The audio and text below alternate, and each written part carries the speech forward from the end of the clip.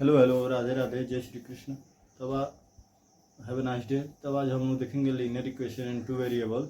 इसको कैसे हम लोग सॉल्व करते हैं, इसे सॉल्व करने के क्या क्या तरीके होते हैं, इन सब चीज़ों का आज हम लोग क्या करेंगे, देखेंगे। चलिए आज क्या करते हैं हम लोग, इसके टॉपिक को क्या करते हैं, ओपन करते हैं। चलिए देखते हैं। जैसे हम लोग का टॉपिक है क्या, linear equation in two variable, equation in two variable. ठीक है, इसको हम कहते हैं दो चरों में रैखिक समीकरण, दो चरों में रैखिक समीकरण।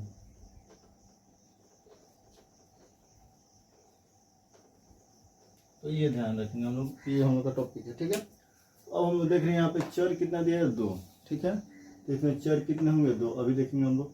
और रैखिक समीकरण है, यानी कि इसका ग्राफ जो बनेगा वो क्या होगा, स्ट्रेट लाइन बनेगा। ठीक है, तो देख रहे हैं हम लोग क्या होगा कि दो चर में रैखिक समीकरण क्या होता है कि जैसे देखिए, जैसे मान लीजिए कि इसका स्टैंडर्ड फॉर्म क्या होता है, देखिए इसका स्टैंडर्ड फॉर्म होता है a x plus b y plus c is equal to 0।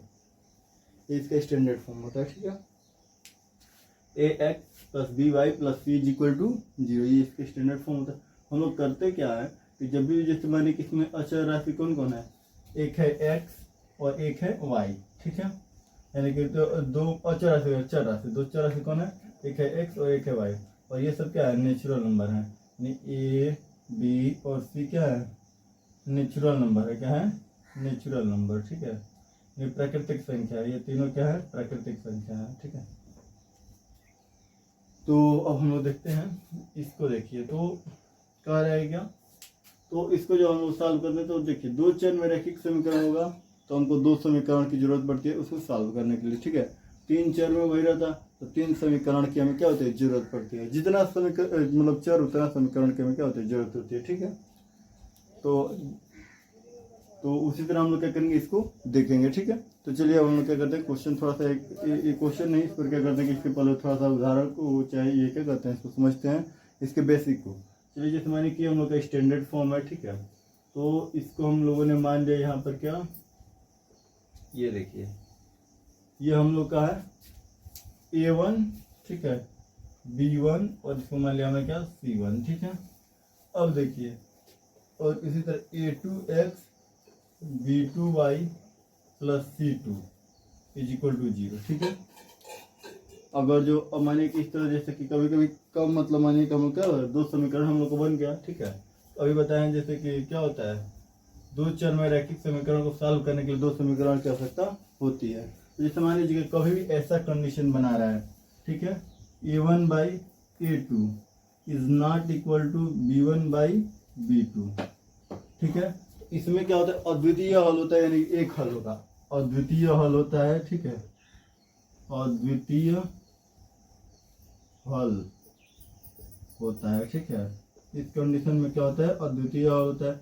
चलिए अब इसको, इसमें क्या होता है, जैसे मानिए कि कोई भी स्ट्रेट लाइन है, दो समीकरण है, तो बताएं कि दोनों का एक ग्राफ बनेगा ऐसे का, मान लीजिए एक का ग्राफ ऐसा बन गया, दोनों का जहाँ पर काट रहा है। ठीक है, दोनों लाइन जहाँ पर काट रहा है वहीं पर क्या हो रहा है, वहीं क्या कहलाएगा हम लोग का, वही हम लोग का कहलाएगा क्या, ये वही कहलाएगा इस पॉइंट का निर्देशांक। जो भी मानिए कि यहाँ पे कुछ होगा एक्स और वाई का निर्देशांक। ठीक है, वही एक्स का मान और वाई का मान हो जाएगा। ठीक है, जैसे मान लीजिए कि अभी हम कल मतलब चलिए मतलब क्या ना, पहले इसके पहले हम ग्राफ के बारे में आप लोगों को बता दें। जैसे मान लीजिए कि ये हो गया हम लोग का एक्स एक्सिस। ठीक है, ये हम लोग क्या होता है, एक्स एक्सिस, और ये हो जाता है हम लोग का वाई एक्सिस। ठीक है, अब देखिए तो हम लोग जानते हैं कि ये देखिए इसको हम लोग कहते हैं ओरिजिन, ये क्या होता है हम लोग का ओरिजिन। ठीक है, तो इधर होता है हम लोग का प्लस। ठीक है, ऊपर भी होता है प्लस, इधर हो जाता है हम लोग का माइनस। ठीक है, और इधर भी हो जाता है हम लोग का माइनस, यानी कि प्रथम क्वाड्रेंट में क्या होता है, प्लस प्लस होते हैं। ठीक है, दूसरे में क्या होता है, माइनस प्लस होता है। ठीक है, तीसरे में क्या होता है, माइनस माइनस होता है, चौथे में क्या होता है, तो प्लस माइनस। ठीक है, तो हम लोग याद रखेंगे। ठीक है, और देखिए ये क्या होता है कि ये ऐसे बढ़ता है, यहाँ पे मान लीजिए 1 2 3 4, फिर यहाँ तक जाएगा इनफाइनाइट तक। ठीक है, इधर ये 1 2 3 4 5, इधर ये क्या जाएगा यहाँ तक इनफाइनाइट तक, ठीक है। उसी तरह इधर भी 1 2 3 4 5 और ये क्या जाएगा इनफाइनाइट तक। अब देखिए लेकिन ये क्या होगा माइनस में होगा, -1 -2 -3, ठीक है। इधर क्या होगा प्लस में होगा, ठीक है। और उसी तरह इधर भी आएगा -1 -2 -3 -4, फिर हो जाएगा क्या माइनस इनफाइनाइट, ठीक है। इधर भी क्या हो जाएगा माइनस इनफाइनाइट हो जाएगा। तो अब देखिए कहने का तात्पर्य ये है कि जैसे देखिए ये हम जब सॉल्व करेंगे तो देखिए एक जगह काटेगा कहीं, ठीक है। एक जगह काटने का मतलब मान लीजिए कहीं ग्राफ यहाँ पर बनेगा ऐसा कुछ, ठीक है। मान लीजिए ऐसा कहीं ग्राफ बन गया एक, और एक समीकरण फर्स्ट का ऐसा और समीकरण सेकंड का ऐसा बन गया, तो दोनों पॉइंट कहीं पर काट रहे होंगे तो इसका कुछ निर्देशांक होगा, यहाँ से उठा कर हम लोग देखेंगे तो एक्स का कुछ यहाँ पर होगा और कुछ क्या होगा वाई का होगा। इस तरह हम लोग का क्या हो जाएगा ये एक्स और वाई का मान हो जाएगा, यानी अद्वितीय हल होगा, ठीक है। यानी कि ये इस कंडीशन में A1/A2 is not equal to B1/B2 में क्या होता है अद्वितीय हल होता है और एक बिंदु पर क्या होता है ग्राफ करता है, ठीक है। अब इसमें क्या होता है वही इधर वाले में देखते हैं हम लोग क्या होता है ये वाला। जैसे मान लीजिए कि एक तो कंडीशन हम लोग ये हो गया, दूसरा कंडीशन होता है हम लोग A1/A2 is equal to B1/B2 is equal to C1/C2। इस तरह का जब भी कंडीशन दिया रहेगा तो इसके क्या होते हैं अनेक हल होते हैं, क्या होते हैं अनेक हल होते हैं, अनेक हल होते हैं, अनेक हल होते हैं, ठीक है। क्यों अनेक हल होते हैं तो क्योंकि इसमें क्या होता है ये एक बिंदु पर कटता है, ये क्या होता है एक बिंदु पर होता है, ठीक है। ये वाला क्या होता है एक बिंदु पर होता है, एक बिंदु पर काटता है। और इसमें क्या होता है ये संपाती होते हैं, क्या होता है संपाती होते हैं, कॉन्सेंट होते हैं, संपाती होते हैं, कॉन्सेंट होते हैं, ठीक है। संपाती का मतलब यानी कि ये जो ग्राफ बनेगा, जैसे मान लीजिए कि ये ग्राफ था दोनों का, ठीक है। तो मान लीजिए अब क्या होगा जैसे मान लीजिए ये कॉन्सेंट का मतलब क्या होता है, ये देखिए थोड़ा सा देखते हैं हम लोग। कॉन्सेंट का मतलब जैसे मान लीजिए कि इसका ग्राफ बना तो ये होगा कुछ इस तरह, ठीक है। और फिर इसका ग्राफ बना है तो ये होगा कुछ इस तरह, ठीक है। यानी दोनों लाइनें कहीं पर हैं, ठीक है। तो यानी कि प्रत्येक पॉइंट पर इसका क्या होगा आंसर है, प्रत्येक पॉइंट पर एक्स और वाई का मान जो है इससे क्या हो जाएगा आंसर हो जाएगा। इस तरह इसके क्या होंगे अनेक हल होते हैं, ठीक है।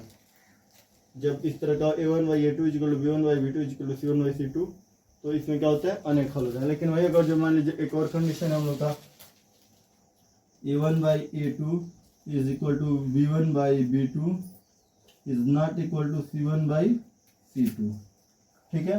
तो इसके एक भी हल नहीं होते हैं, एक भी हल नहीं होते, एक भी हल नहीं होते, ठीक, ठीक है। ये क्यों एक भी हल नहीं होते क्योंकि ये क्या होते हैं ये समांतर होते हैं, क्या होते हैं समांतर होते हैं, समांतर होते हैं, ठीक है। क्या होते हैं समांतर, ठीक है, समांतर होते हैं। अब देखो समांतर होते हैं मतलब यानी कि ये देखिए ये तो मतलब यानी कि एक बिंदु पर काट रहा था, जैसे मैंने ग्राफ में बताया था ये ऐसे काट रहा था, ठीक है। और ये वाला संपाती में क्या होता था ये कहीं पर दोनों लाइन है, ठीक है संपाती में। और वही इसमें क्या होता था एक भी हल नहीं होते हैं, ठीक है। इसमें क्या होगा कि पैरेलल होते हैं, ठीक है,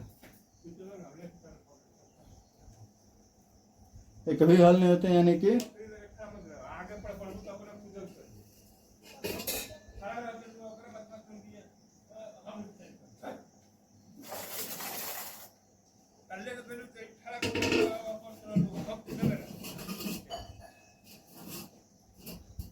अब क्या होता है कि जैसे देखिए अब माने कि एक भी हल नहीं होते। अब क्या होता है कि इसमें क्या इसके क्या होता है ये समांतर होते हैं, क्या होता है समांतर होते हैं। देखिए तो अब क्या होता है समांतर का मतलब क्या है जैसे मान लीजिए कि यहीं पे हमने बताया, ठीक है।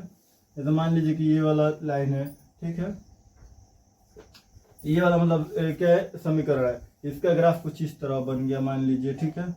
और इसका ग्राफ भी क्या हो गया कुछ इस तरह बन गया, ठीक है। तो दोनों एक दूसरे को काट नहीं रहे हैं, दोनों क्या है एक दूसरे को काट नहीं रहे हैं, ठीक है। दोनों क्या कर रहे हैं एक दूसरे को काट नहीं रहे हैं। तो ये समांतर है, तो समांतर है तो क्या हो जाएगा ये जब काटेंगे नहीं एक दूसरे को तो क्या होगा इसका हल एक भी नहीं होगा, ठीक है। इसका हल क्या होगा एक भी नहीं होगा। ठीक है, तो इस तरह हम लोग क्या कर सकते हैं कि देख सकते हैं इन सब क्वेश्चनों को। ठीक है, तो चलिए अब क्या करते हैं, इन पर जो क्वेश्चन बेस्ड हैं उनको हम लोग देखते हैं। ठीक है, ये था बेसिक, जो कि मतलब हम लोग को लीनियर इक्वेशन के जो लीनियर इक्वेशन 2 वेरिएबल है, 2 चर में रैखिक समीकरण, उनको जानने से पहले जानना चाहिए था। ठीक है, चलिए अभी इन पर हम लोग क्या करते हैं, क्वेश्चन देखते हैं। ठीक है, तो चलिए हम लोग का पहला क्वेश्चन जो है, पहला क्वेश्चन हम लोग क्या करते हैं, ग्राफ से पहले ग्राफ के बारे में एक समझा देते हैं। ठीक है, पहला क्वेश्चन हम लोग ग्राफ का है। ठीक है, उसके बाद से हम क्या करते हैं कि ग्राफ के जितने भी क्वेश्चन है ना भरसक मतलब क्या करते हैं, हम मौखिक समझा देते हैं और उनका समीकरण बनाकर। ठीक है, ताकि आप लोग को दिक्कत ना होगा।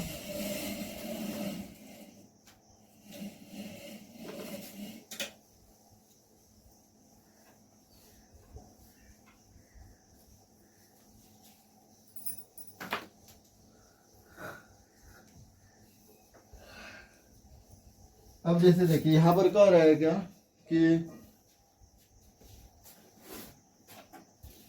कह रहा है कि आफ्ताब अपनी पुत्री से कहता है कि 7 वर्ष पूर्व मैं तुमसे 7 गुनी आयु का था, अब से 3 वर्ष बाद मैं तुमसे केवल 3 गुनी आयु का रह जाऊंगा। इस स्थिति में बीजगणितीय एवं ग्राफीय रूप में व्यक्त करना है। ठीक है, बीजगणितीय रूप भी देना है और ग्राफीय रूप भी देना है। तो जैसे देखिए यहाँ पर हम एक्सरसाइज है हम लोग का क्या 3A है। ठीक है, तो देखिए हम लोग लिखेंगे, जैसे मन करे तो आप पिता की आयु को भी x मान सकते हैं, मन करे तो पुत्री की आयु को भी x मान सकते हैं। जिसको मन करे x तो दूसरे को y मानना पड़ेगा। ठीक है, तो चलिए हम मान लेते हैं पिता की आयु को ही x मान लेते हैं। तो मानना कि आफ्ताब की आयु लिखेंगे यहाँ पर, माना कि आफ्ताब की आयु, आफ्ताब की आयु बराबर x। ठीक है, तो यहाँ पे लिखेंगे आफ्ताब की पुत्री की आयु,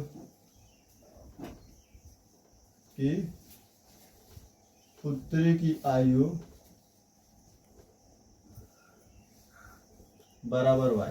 ठीक है, अब क्या कह रहा है, तो देखिए 7 वर्ष पूर्व तुमसे 7 गुनी आयु का था। कौन कह रहा है, आफ्ताब कह रहा है। ठीक है, जैसे देखिए हम लोग क्या करते हैं कि जैसे देखिए यहाँ पर क्या है कि हम कह दे किसी से, जैसे मान लीजिए कि हम लोग कह रहे हैं 7 वर्ष पूर्व, तो 7 वर्ष पूर्व का बात कह रहे हैं, यानी कि हम लोग क्या करेंगे, तो मान लीजिए आज आपका उम्र क्या है 10 वर्ष है, तो हम क्या 10 वर्ष क्या है, तो हमको 7 वर्ष पूर्व आप कितने उम्र के थे, तो 10 में 7 नहीं यानी 3 वर्ष के। ठीक है, तो यानी कि चाहे कोई मान लीजिए कोई है 15 वर्ष का, तो उससे हमको 15 में से क्या होगा 15 वर्ष के है, तो उससे हम कहीं 7 वर्ष पूर्व कितना तुम्हारा उम्र होगा, तो क्या कितना, तो 8 वर्ष। क्योंकि देखिए जैसे कि आप लोग की क्लास में अधिकतर लोग क्या होंगे 15, 17 उतर के होंगे उम्र के। ठीक है, 15, 16, 14। ठीक है, तो उसमें मतलब मानिए कि 7 वर्ष घटाएंगे तो ना 7 वर्ष वाला बताएंगे। ठीक है, तो ये देखिए, तो उसी तरह इसका 7 वर्ष पूर्व आयु पूछा जाएगा, तो ये क्या हो जाएगा x-7। इसके पुत्री का आयु पूछा जाएगा 7 वर्ष पूर्व, तो y-7 हो जाएगा। ठीक है, तो लिखा जाएगा यहाँ पर 7 वर्ष पूर्व आफ्ताब की आयु, आफ्ताब की आयु, तो 7 वर्ष पूर्व आफ्ताब की आयु क्या हो जाएगा x-7। फिर यहाँ पे लिखेंगे 7 वर्ष पूर्व आफ्ताब की पुत्री की आयु, आफ्ताब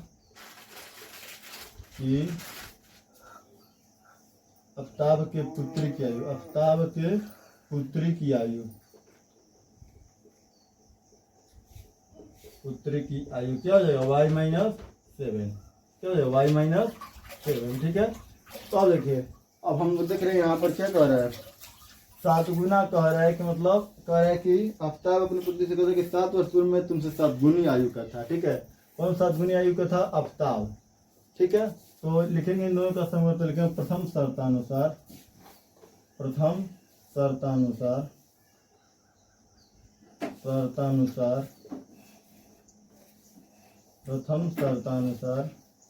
ठीक है, क्या हो जाएगा, यहाँ पे हम लिखेंगे x-7 इक्वल टू क्या हो जाएगा y-7। ठीक है, अब देखो अब हम लोग जानते हैं कि देखो ये क्या है, पिता की आयु है और ये पुत्री की आयु है। ठीक है, तो पुत्री के आयु के 7 गुना है पिता की आयु, तो यानी इसमें हम लोग क्या कर देंगे 7 का मल्टीप्लाई कर देंगे। ये this implies x-7 equal to 7y plus minus 7 से 49। ठीक है, अब यहाँ पे दिस इम्प्लाई हो जाएगा x आइए हो जाएगा, देखिए इधर लाएंगे हम लोग +7y है तो इधर आएगा तो -7y, ठीक है। और ये -7 और इधर प्लस में तो इधर आएगा माइनस में, इधर आएगा तो प्लस में 49 बराबर 0। तो दिस इम्प्लाइज हो जाएगा हम लोग का क्या, x माइनस 7y, ठीक है, x माइनस 7y।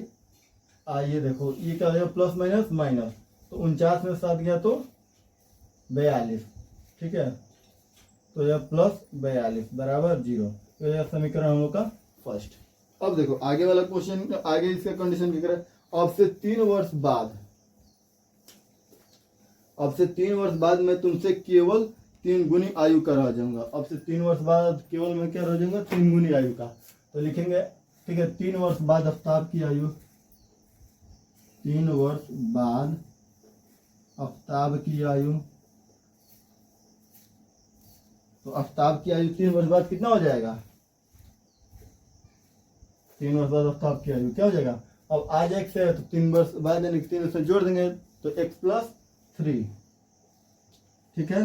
अब देखो 3 वर्ष बाद आफ्ताब की पुत्री की आयु, यहाँ पर लिखेंगे 3 वर्ष बाद आफ्ताब की पुत्री की आयु, पुत्री की आयु, तो क्या हो जाएगा y+3, ठीक है। हाँ, तो ये हो गया हम लोग का y+3, ठीक है। अब क्या करेंगे हम लोग, अब देखिए, तो अब इसके अनुसार द्वितीय शर्तानुसार यहाँ पे हम लोग लिखेंगे, देखिए ये हम लोग थोड़ा सा ऐसे कर लिया जाए, यहाँ पे हम लिखेंगे द्वितीय शर्तानुसार, द्वितीय शर्तानुसार, ठीक है। अब देखिए ये कह रहा है क्या कि मतलब आफ्ताब कह रहा है कि मैं अब क्या 3 वर्ष बाद तुमसे 3 गुनी आयु का रह जाऊंगा, ठीक है, 3 गुनी आयु का। तो यहाँ पे हम लिखेंगे x+3 बराबर हो जाएगा y+3।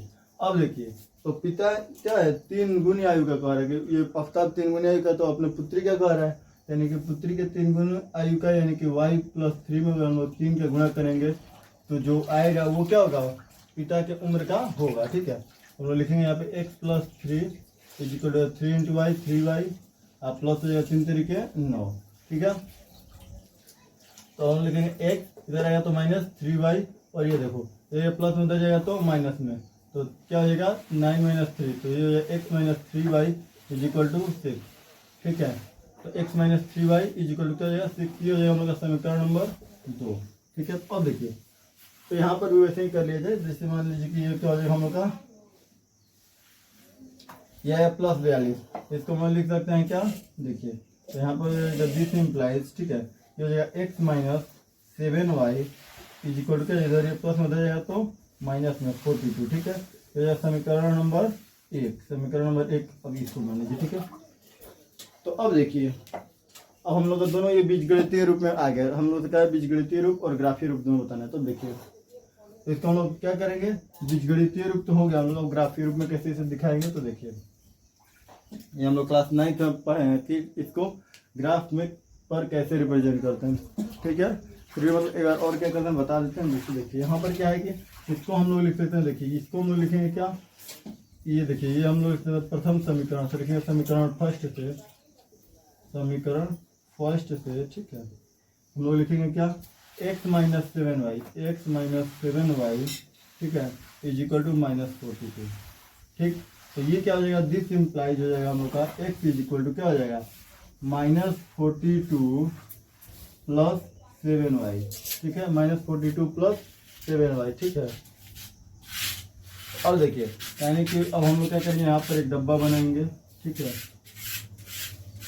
और इसमें लिखेंगे यहाँ पे क्या, यहाँ पर हम लोग लिखेंगे, देखिए क्या, रुकिए 1 मिनट थोड़ा सा हम, हाँ। तो अब हम लोग देखते हैं जैसे कि यहाँ पर ये हो जाता है हम लोग का x और ये हो जाता है y, ठीक है। तो हम लोग क्या करेंगे, x और y का डिफरेंट वैल्यू लेकर क्या करेंगे, y का डिफरेंट वैल्यू लेंगे तो ये x का मान हम लोग को निकल जाए। जैसे मान लीजिए हमने क्या किया, y को ले लिया मान लीजिए एक बार 8, तो 8 × 7 = 56, और 56 में से अगर हम लोग 42 को घटा रहे हैं तो कितना हो जाएगा, तो 56 में से हमने 42 को घटाया तो हो जाएगा क्या 14, ठीक है। यानी कि हमने कितना लिया है, x का मान लिया 8, यानी y का मान लिया 8, तो x का मान कितना आ गया हम लोग का y का मान लिया 8, तो x का मान कितना आ गया हम लोग का 14। उसी तरह हम लोगों ने क्या करेंगे, तो y का मान लेंगे हम लोग क्या, एक बार 7 ले लें, तो 7 7 या 49, तो 49 हो जाएगा। तो 49 में से ये 42 घटेगा तो 7, ठीक है, क्या हो जाएगा 7, ठीक है। और ये हो जाएगा हम लोग का क्या, y का मान हमने 7 लिया, तो क्या हो जाएगा x का मान कितना हो जाएगा 7, ठीक है। एक बार हम लोग 6 लेंगे, ठीक है, y का मान तो ये हो जाएगा 0। एक बार हम लोग क्या करते हैं, इसी तरह लेंगे, एक बार हम लोग क्या ले लेते हैं, एक बार 5, ठीक है, तो 5 से 35, तो 42 में 35 गया तो ठीक है, अगर हमने 5 लिया तो ये हो जाएगा क्या -7, क्या हो जाएगा -7, ठीक है। एक बार हमने ले लिया 4, ये हो जाएगा 4, तो 4 से बन जाए 28, और इसमें से घटाएंगे 42 में से 28, तो कितना हो जाएगा, तो ये हो जाएगा हम लोग का क्या 14, क्या हो जाएगा 14। तो अब देखिए, तो हम लोग इसका यानी कि ये हो जाएगा क्या, हम लोग 4 लिए तो इसका हो जाएगा -14 मान, ठीक है। तो इस तरह हम लोग को ये मिल गया, ठीक है। अब क्या करेंगे हम लोग, कि देखिए ग्राफ, जब हम लोग अभी ग्राफ के बारे में बताएं कि हम लोग का ऐसा ग्राफ होता है कि हम लोग का होता है एक्स एक्सिस, ठीक है, और ये होता है वाई एक्सिस। अब यहाँ पर हम लोग क्या करेंगे, x पर 14 कर रहे हैं प्लस में, तो प्लस में इधर x पर होता है, यानी कि x पर कहीं जाएंगे इधर तो 14 मिलेगा, ठीक है। इधर कह रहा है क्या, y पर 8, ठीक है, प्लस में है तो ऊपर y पर 8 कहीं यहाँ पर मिल जाएगा। तो इन दोनों को देखेंगे, यहाँ पर ये क्या हो रहा है, एक बिंदु पर जाकर यहाँ पर मिल रहा है सब, ठीक है। तो यहाँ पे x पर 7 कर रहा है और y पर 7 कर रहा है, ठीक है। तो यहाँ पर x पर कहीं 7 होगा, ठीक है, और y पर 7 कर रहा है, यानी कि y पर 7 कहीं यहाँ पर होगा, ठीक है। फिर इन दोनों को हम लोग क्या करें, मिला रहे हैं, तो यहाँ पर ये कहीं मिलेगा, ठीक है। फिर इसी तरह क्या करेंगे हम लोग, y पर क्या कर रहा है 6 कर रहा है और x पर 0, तो y पर 6 कहीं मान लो यहाँ पर होगा और x पर 0 यहीं पर होगा, ठीक है। और क्योंकि x पर 0 क्या होता है, y एक्सिस पर टोटल क्या होता है, x 0 ही होता है, ठीक है। कर रहा है y पर 5, ठीक है, तो y पर 5 प्लस में ऊपर गया तो ये क्या होगा, y पर प्लस 5 यहाँ पर मिलेगा, ठीक है।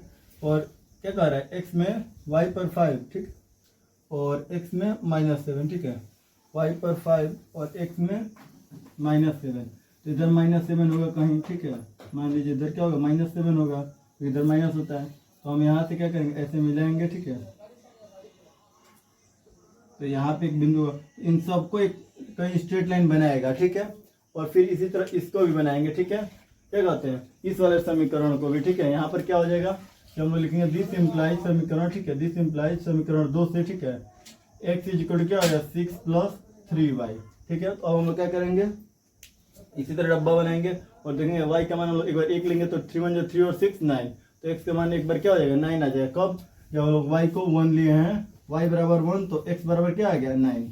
फिर तो हम लोग क्या करेंगे, y का मान 2 लेंगे, तो 2 3 जा 6, 6 और 6 12, ठीक है। तो x का मान कितना आ गया 12, कब, जब हमने y का मान क्या लिया 2, ठीक है। इसी तरह हम लोग क्या करेंगे, डिफरेंट डिफरेंट मान ले लेकर और क्या करेंगे, x का मान निकालेंगे और फिर इसके भी ग्राफ बनाएंगे। तो दोनों ग्राफ क्या करेगा, कहीं ना कहीं काट रहा होगा, तो हम लोग का x और y का क्या हो जाएगा, मान हो जाएगा, ठीक है। लेकिन हम लोग से x और y का मान नहीं पूछा है, हम लोग से बस पूछा है क्या, कि इसको ग्राफीय विधि में निरूपित कीजिए, ठीक है। उसका मान हम लोग से नहीं पूछा है। तो इस तरह हम लोग क्या करते हैं कि ये तो हम लोग का बीजगणितीय रूप हो गया इसका, ठीक है। और ये ग्राफीय रूप मान लीजिए कि इसका क्या करेगा, कहीं पे एक ऐसा ग्राफ बना देगा, ठीक है, कहीं पे ये ऐसा ग्राफ बना देगा। ये देखिए, ये वाला मान लीजिए कि इसको हम लोग पुट किया और ये कहीं ऐसा बना दिया, ठीक है, और ये वाला क्या किया, ऐसा बना दिया, ठीक है। तो इस तरह से क्या हो जाएगा, 2 ग्राफ हो जाएंगे, ठीक है। अब इसके आगे वाला हम लोग क्या करते हैं, देखते हैं क्वेश्चन को, ठीक है। एक्सरसाइज 3 का ये क्या है, पहला क्वेश्चन है। अब देखिए दूसरा क्वेश्चन हम लोग देखते हैं।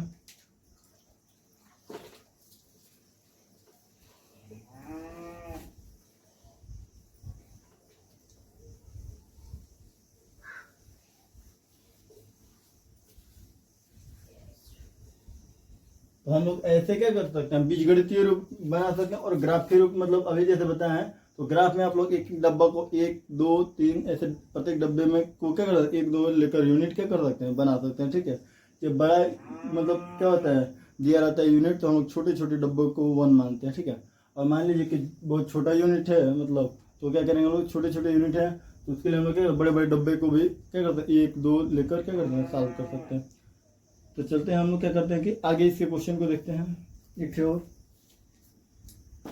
एक और क्वेश्चन ये हम लोग का है कि देखते हैं, ये कह रहा है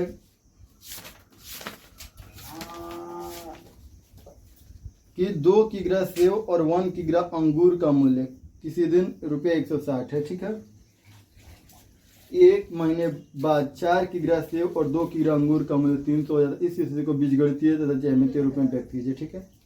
अब देखिए, तो हम बस इसका बीजगणितीय रूप आपको बता दे रहे हैं। ग्राफीय रूप आप लोग क्या कर लेंगे, अभी जैसे एक बताया उसी तरह सब क्या कर लेंगे, सॉल्व कर लेंगे, ठीक है।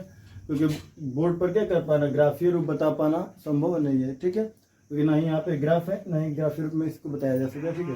तो चलिए हम लोग देखते हैं। यहाँ पर देखिए दिया है 2 किग्रा सेव और 1 किग्रा अंगूर, ठीक है। तो हम लिखेंगे, यहाँ पर लिखेंगे 1 किग्रा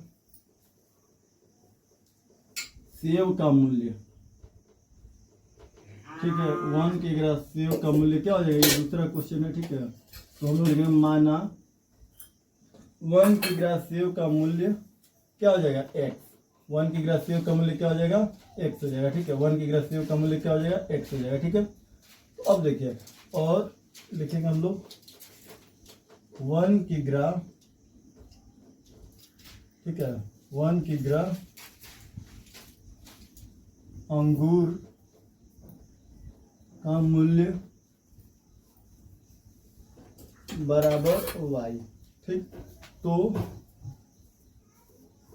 देखिए कह रहा है क्या, 2 किग्रा सेव, तो लिखेंगे 2 किग्रा सेव का मूल्य बराबर, तो 2 किग्रा सेव का मूल्य बराबर क्या हो जाएगा, 2 किग्रा सेव 1 किलो का x है, तो 2 गुणा x बराबर 2x, ठीक है। उसी तरह यहाँ पे कह रहा है 1 किग्रा अंगूर का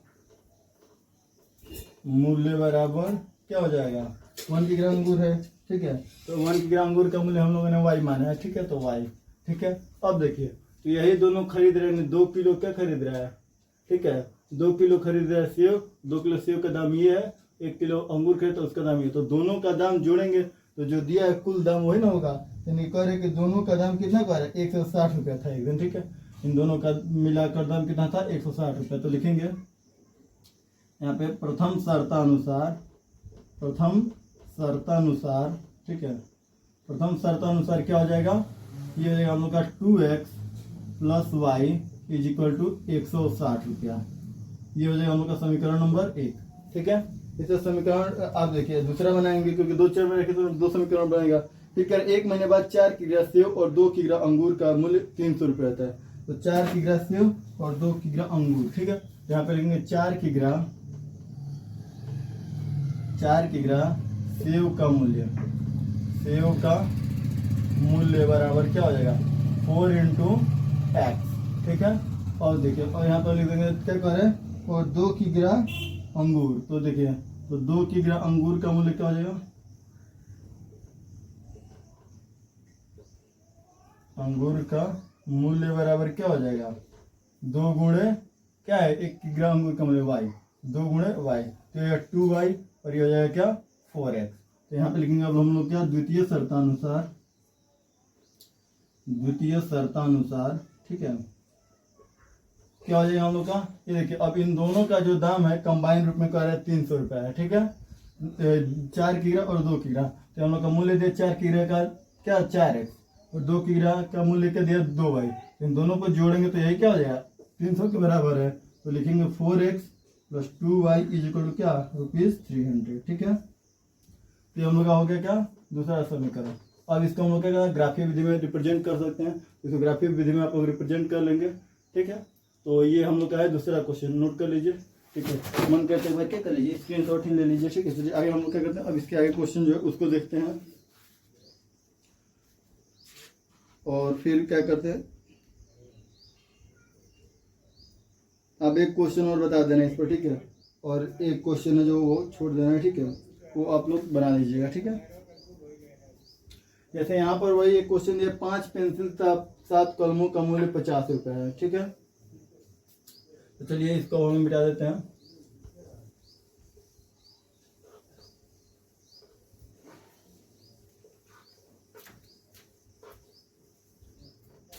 ये भगवान ना, देखिए जैसे यहाँ पर 2 रेल पटरियों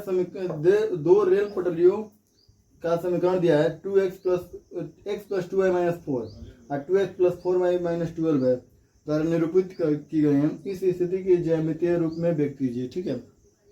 ज्यामिति मतलब ग्राफीय विधि में। तो खुद समीकरण बना कर दिया है, तो इसमें आप लोग क्या करना है, एक्स का मान निकाल लेंगे। जैसे मानिए कि यहाँ पर दिया x plus 2y minus 4 equal to 0, इधर -4 उधर जाएगा तो +4 हो जाएगा, इधर +2 है तो उधर जाएगा तो -2y हो जाएगा, यानी हो जाएगा क्या 4 - 2y इक्वल टू एक्स, यानी एक्स इक्वल टू क्या हो जाएगा, एक्स इक्वल टू क्या हो जाएगा 4 - 2y। ठीक है, तो हम लोग y का मान रखते जाएंगे। ठीक है, और x का मान हम लोग को निकलता जाएगा, y का मान रखेंगे एक बार 1 बार 2, फिर हम लोग x का मान ऐसे निकलता जाएगा। ठीक है, तो यहाँ पर भी दूसरे समीकरण में भी ऐसे ही कर लेंगे। ठीक है, अब हम आते हैं चौथे, ठीक है, तीसरा क्वेश्चन ऐसे बन जाएगा। अब चौथे क्वेश्चन पर आते हैं। जैसे इसमें करें 5 पेंसिल और 7 कलमों का मूल्य ₹50 है। देखिए यहाँ पे हम लोग लिखेंगे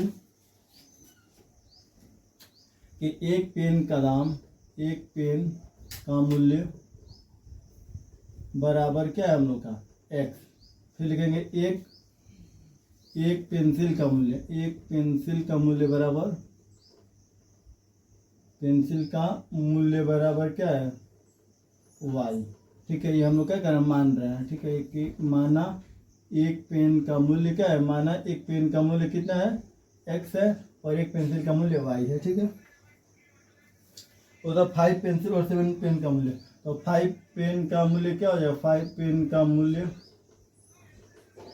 बराबर हो जाएगा 5 × x। ठीक है, और कह रहा है क्या 5 पेंसिल कर रहा है, 5 पेंसिल और 7 पेन कर रहा है, 5 पेंसिल है। ठीक है, तो यहाँ पे क्या है, ठीक है, कितना पेन कर रहा है जी, 7 पेन के 7 कलमों का दाम, यानी कि 7 पेन। ठीक है, 7 पेन का मूल्य क्या हो जाएगा, तो 7 × x हो जाएगा, यानी 7x। ठीक है, और देखिए पेंसिल क्या कह रहा है, क्या 5 पेंसिल का हाथ कह रहा है, यानी 5 पेंसिल का दाम क्या हो जाएगा,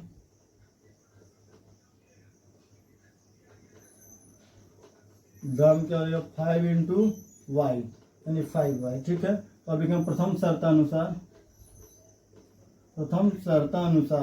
ठीक है, अब देखिए जैसे मान लीजिए कि ये हो जाएगा, प्रथम शर्तानुसार क्या हो जाएगा, यहाँ पर हम लोग देखेंगे कि इन दोनों, ये देखिए 7 पेन का दाम है और ये 5 पेंसिल का दाम है, इन दोनों को जोड़ेंगे तो जो टोटल मूल्य दे, ओरिजिनल मूल्य दोनों का, वो उसके बराबर होगा। तो दोनों का ओरिजिनल मूल्य दे 50 रुपये, तो लिखेंगे हम लोग क्या 7x + 5y इक्वल क्या हो जाएगा 50 रुपीज़। ठीक है, ये हो जाएगा हम लोग का इक्वेशन नंबर फर्स्ट।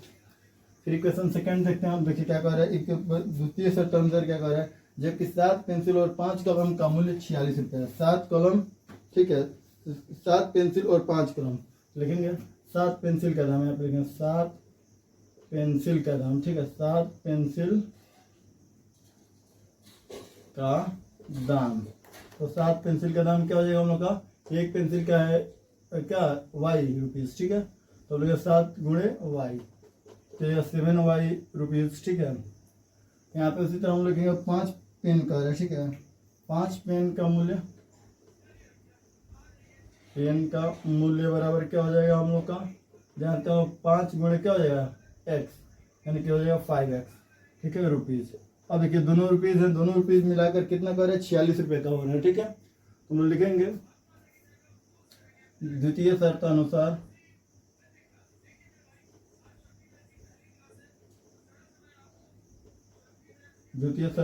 क्या हो जाएगा 7y + 5x इक्वल टू क्या हो जाएगा 46 रुपीज़।